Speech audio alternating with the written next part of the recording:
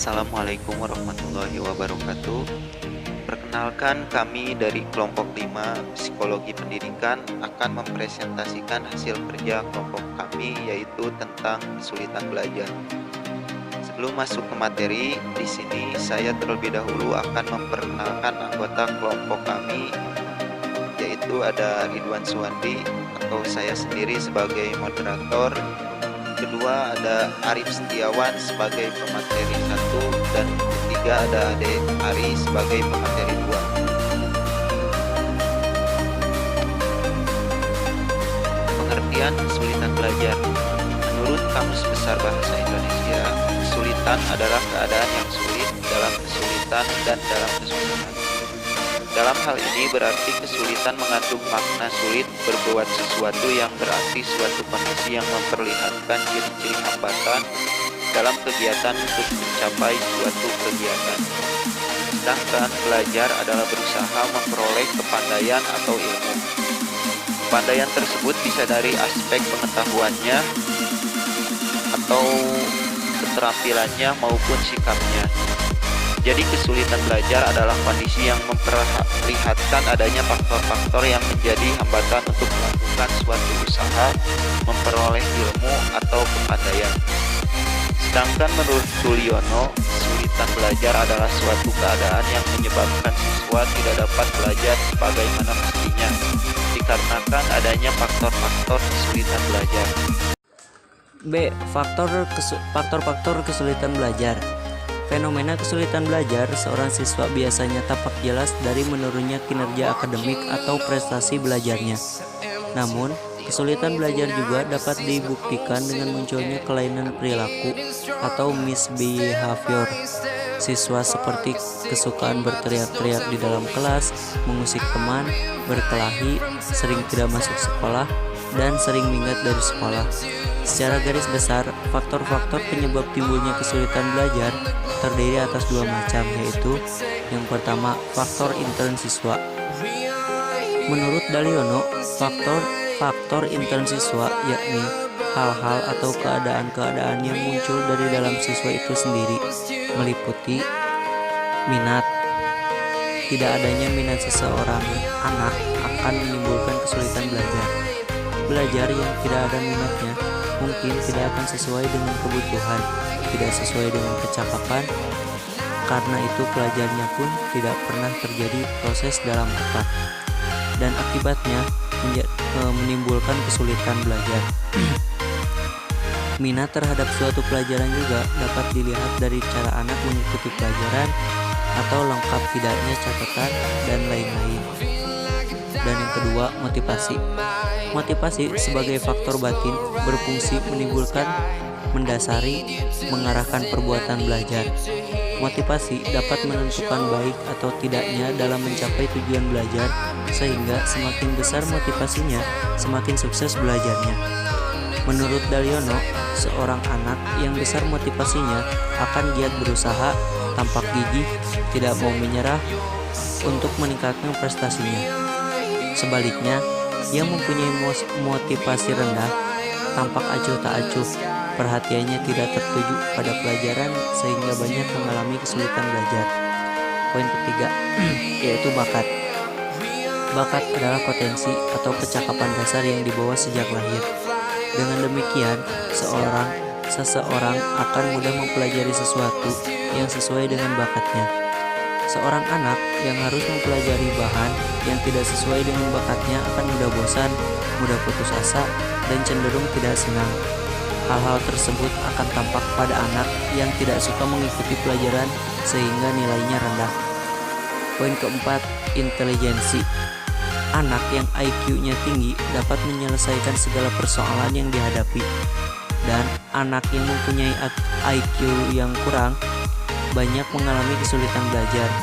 Sedangkan menurut Muhyiddin Syah, faktor intern siswa meliputi gangguan atau ketidakmampuan psikofisik siswa, yakni satu yang bersifat kognitif atau ranah cipta, antara lain seperti rendahnya kapasitas intelektual atau intelijensi siswa.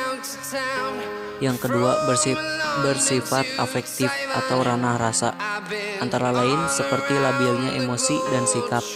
Yang ketiga, bersifat psikomotor atau ranah karsa, antara lain seperti terganggunya alat-alat indera penglihatan dan pendengar, mata ataupun telinga.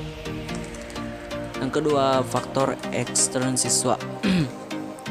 Faktor ekstern siswa yakni hal-hal atau keadaan-keadaan yang datang dari luar diri siswa, meliputi semua siswa, situasi dan kondisi lingkungan sekitar yang tidak mendukung aktivitas belajar siswa.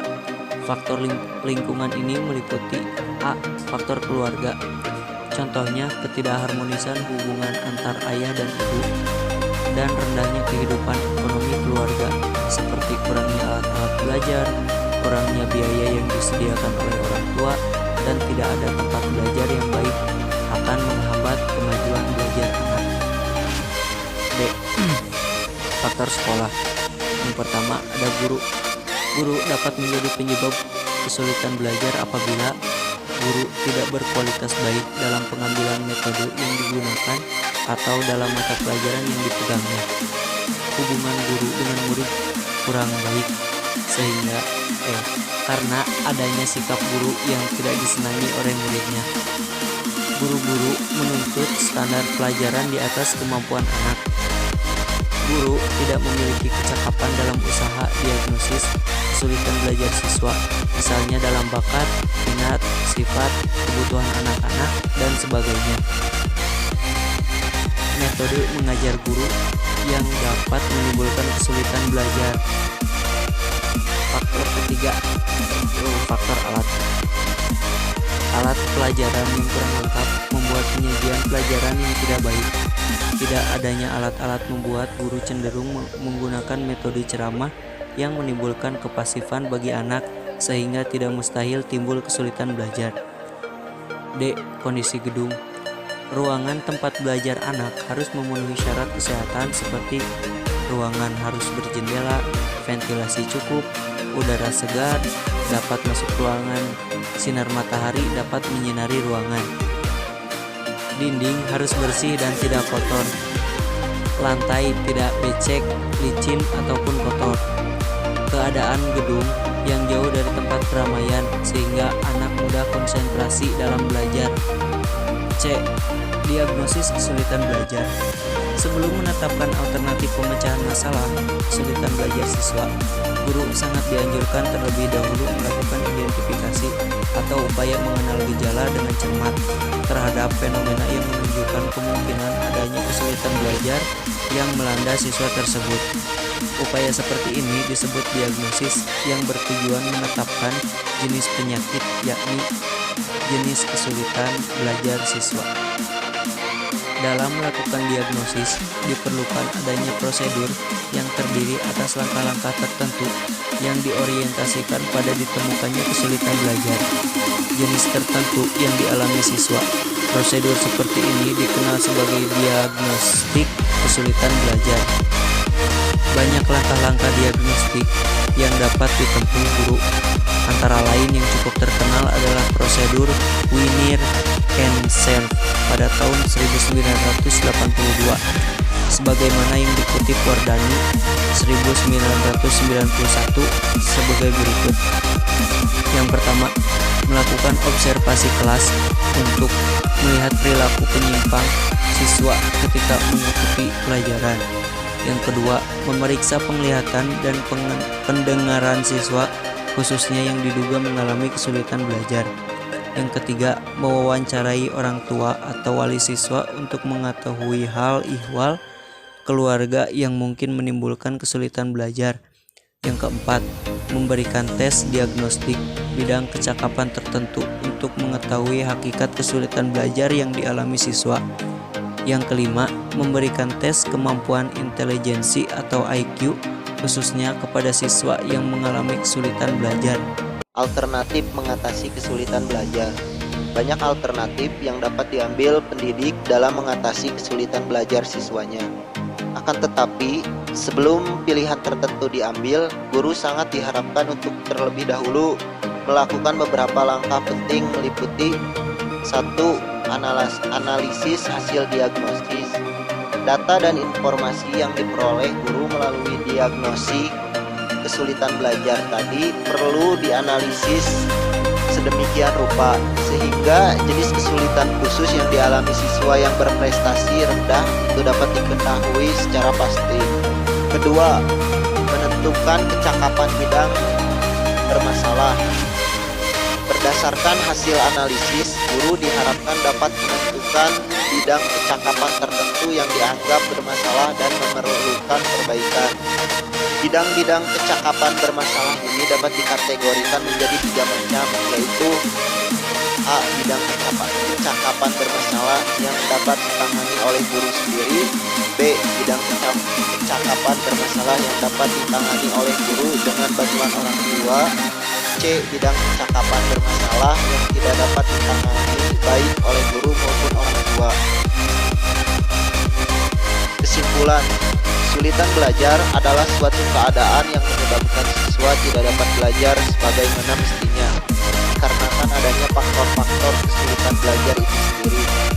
Faktor-faktor kesulitan belajar meliputi faktor internal siswa dan faktor eksternal siswa. Selain itu, faktor-faktor yang tersebut di atas, ada pula faktor yang juga menimbulkan kesulitan belajar siswa, seperti disleksia, disgrafia, diskalkulia. Banyak langkah-langkah diagnostik yang dapat ditempuh guru, antara lain 1. Melakukan observasi kelas. 2. Memeriksa penglihatan dan pendengaran siswa. 3. Mewawancarai orang tua. 4. Memberi tes diagnostik bidang kecakapan tertentu. 5. Memberikan tes kemampuan intelijensi atau IQ. Untuk mengambil alternatif mengatasi kesulitan belajar, terlebih dahulu melakukan beberapa langkah penting meliputi menganalisis hasil diagnosis, menentukan bidang kecakapan tertentu yang memerlukan perbaikan, menyusun program perbaikan. Setelah langkah-langkah di atas selesai, barulah pendidik melaksanakan langkah keempat, yakni melaksanakan program perbaikan. Terima kasih, sekian yang dapat kelompok kami sampaikan.